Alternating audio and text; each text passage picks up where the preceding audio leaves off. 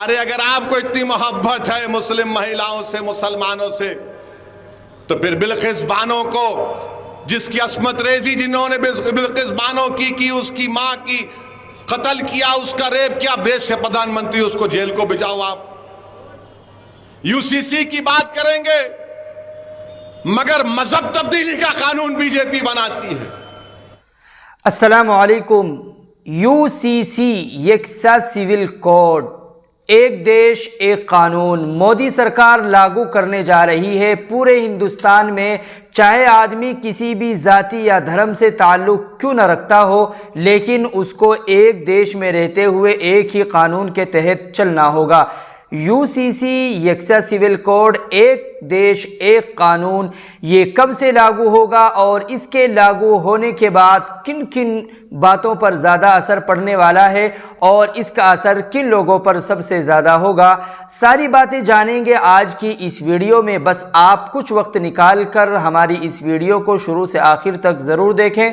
कई हफ्तों से यकसा सिविल कोड काफ़ी चर्चाओं में है और ये बात भी इसी के तहत चर्चा में आ रही है कि क्या यकसा सिविल कोड देश में लागू होने के बाद हिंदुस्तान हिंदू राष्ट्र भी बन जाएगा या नहीं। कुछ लोग कह रहे हैं कि यकसा सिविल कोड का मतलब है हिंदू राष्ट्र बनना, और कुछ लोग कह रहे हैं कि यकसा सिविल कोड और हिंदू राष्ट्र, इन दोनों का आपस में कहीं तक भी कोई मेल और भाव नहीं है। आइए हम आपको समझाएंगे यकसा सिविल कोड का मतलब क्या होता है और ये इसके तहत इसके नीचे क्या क्या कानून आने वाले हैं, क्या क्या कानून हिंदुस्तान में एक होने वाले हैं। शादी का कानून वो मुसलमानों के यहाँ अलग है, हिंदुओं के यहाँ अलग है, सिखों के यहाँ अलग है, जैनों के यहाँ अलग है, लेकिन जैसे ही यकसा सिविल कोड लागू होता है तो सबके लिए शादी का कानून एक हो जाएगा।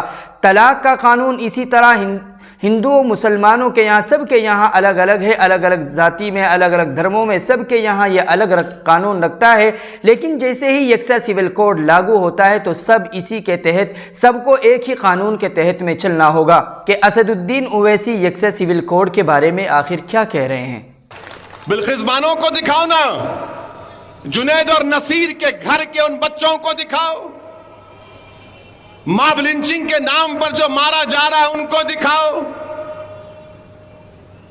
गुजरात में एक प्राइवेट स्कूल में ईद उल अधा क्या है, एक ड्रामा किया गया तो बच्चों के सर पर, बच्चे मासूम होते हैं, स्कूल में टोपी सर पे कुछ पहन लिए, का कपड़ा लगा लिए, तो स्कूल की प्रिंसिपल को निकालना पड़ा। मगर नहीं, इनको इतनी मोहब्बत है। अरे अगर आपको इतनी मोहब्बत है मुस्लिम महिलाओं से, मुसलमानों से, तो फिर बिल्किस बानो को, जिसकी अस्मत रेजी जिन्होंने बिल्किस बानो की उसकी मां की कत्ल किया, उसका रेप किया, देश के प्रधानमंत्री, उसको जेल को भिजाओ। आप यूसीसी की बात करेंगे मगर मजहब तब्दीली का कानून बीजेपी बनाती है।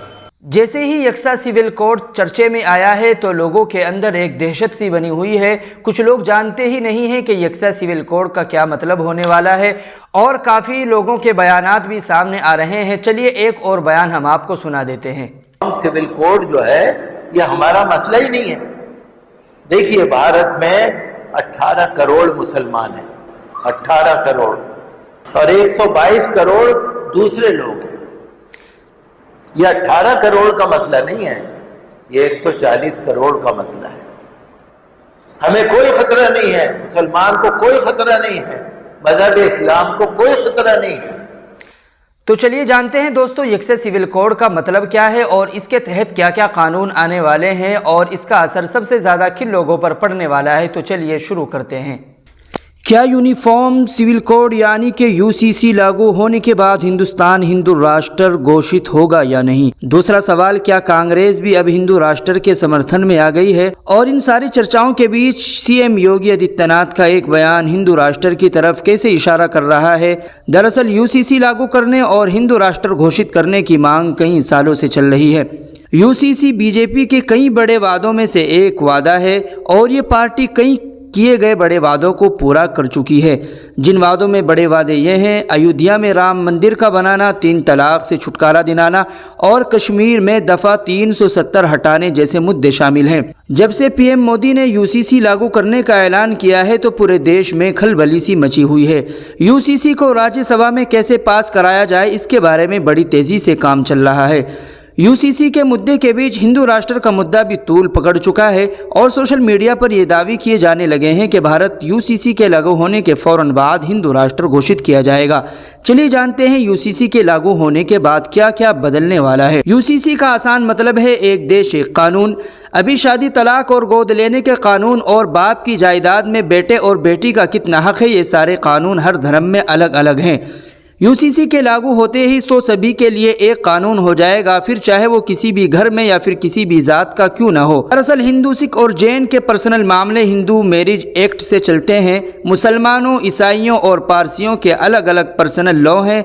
ऐसे में अगर यूसीसी लागू होता है तो सभी धर्मों के कानून ख़त्म हो जाएंगे और फिर सभी धर्मों के लिए एक ही कानून होगा। इन सब का सबसे बड़ा असर ये होगा कि हिंदू, सिख, ईसाई, पारसी और बुद्ध के कानून में एक ही शादी की इजाज़त है। दूसरी शादी तभी कर सकते हैं या तो पहली बीवी से तलाक हो गई हो या फिर बीवी मर चुकी हो। लेकिन मुसलमान मजहब में मुसलमानों को एक बीवी के रहते हुए 3 और बीवियों से शादी करने की इजाज़त है। यूसीसी के आने के बाद एक से ज़्यादा शादी करने पर रोक लग जाएगी। फिर इसका असर तलाक पर भी यूं ही पड़ेगा। हिंदू समेत कई धर्मों में तलाक के अलग अलग कानून हैं। तलाक लेने के कानून अलग हैं, तलाक देने के कानून अलग हैं। तलाक लेने के लिए हिंदुओं को 6 महीने और ईसाइयों को 2 साल तक अलग अलग रहना पड़ता है, लेकिन मुसलमानों के यहाँ तलाक का कानून अलग है। यूसीसी के आने के बाद तलाक का एक कानून हो जाएगा और बच्चा गोद लेने पर भी इसका असर पड़ेगा। किसी धर्म में बच्चा गोद ले नहीं सकते और किसी में ले सकते हैं। यूसीसी आने के बाद बच्चे को हर धर्म में गोद लेना सही हो जाएगा। अब आते हैं वरासत में। दरअसल हिंदू धर्म में तो लड़के लड़कियों का बाप के हक में बराबर का हक होता है, लेकिन पारसी धर्म में अगर कोई लड़की किसी लड़के से शादी करती है तो उसे बाप की वरासत में बेदखल कर दिया जाता है। यूसीसी लागू होने के बाद बाप की विरासत में लड़की का हक बराबर का हो जाएगा। दोस्तों, उम्मीद है कि आप समझ ही गए होंगे यूसीसी यानी यकसा सिविल कोड का क्या मतलब है और इसके तहत में क्या क्या कानून आने वाले हैं और इसका असर किन लोगों पर पड़ने वाला है। तो दोस्तों, इस वीडियो को लाइक करें, शेयर ज़रूर करें ताकि उन लोगों को भी पता चल जाए जो नहीं जानते कि यकसा सिविल कोड आखिर क्या होता है।